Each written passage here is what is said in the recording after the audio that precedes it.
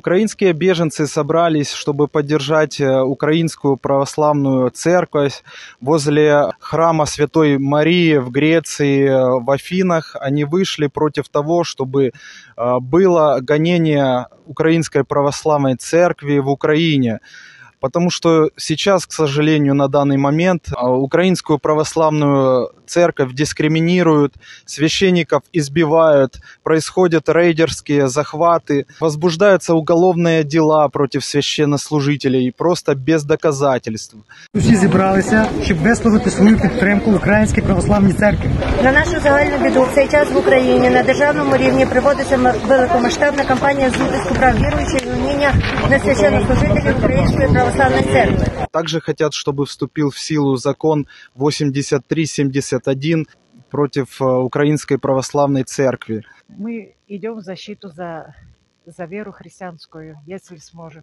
Митинги проходили уже в Ирландии, в Словакии и в других странах Европы, и они не будут заканчиваться, они будут продолжаться. Люди хотят, чтобы Зеленский и власть прекратили ущемлять права верующих, права человека и отстали от Украинской православной церкви, чтобы они вернули Киево-Печерскую лавру назад Украинской православной церкви и все остальные храмы и священные объекты, которые они отобрали у Украинской православной церкви. Συγκεντρωθήκαμε όλοι εδώ για να εκφράσουμε την υποστήριξή μας στην Ορθόδοξη Εκκλησία της Ουκρανίας και στον προκαθήμενό της μακαριότατο Μητροπολίτη Κιέβου και όλη την Ουκρανία, Ονούφρη.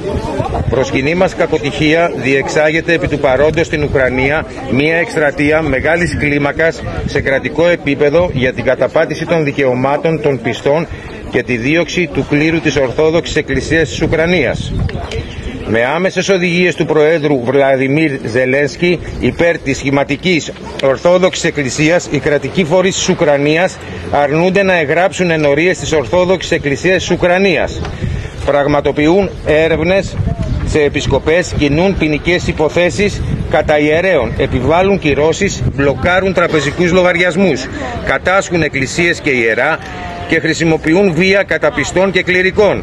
Η Ουκρανική Ορθόδοξη Εκκλησία πήρε το κύριο ιερό της, τη Λάβρα Περτσέσκα του Κιέβου, και το έδωσε σε σχηματικούς από την Ορθόδοξη Εκκλησία της Ουκρανίας.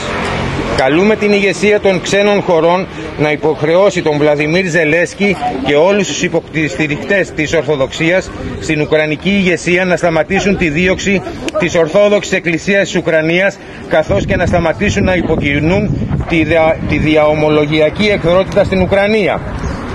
Η Λάουρα Πετσέσκα του Κιέβου και όλες οι εκκλησίες και τα ιερά που κατασχέθηκαν από εθνικιστές και σχηματικούς θα επιστραφούν στην Ορθόδοξη Εκκλησία της Ουκρανίας. Ευχαριστώ.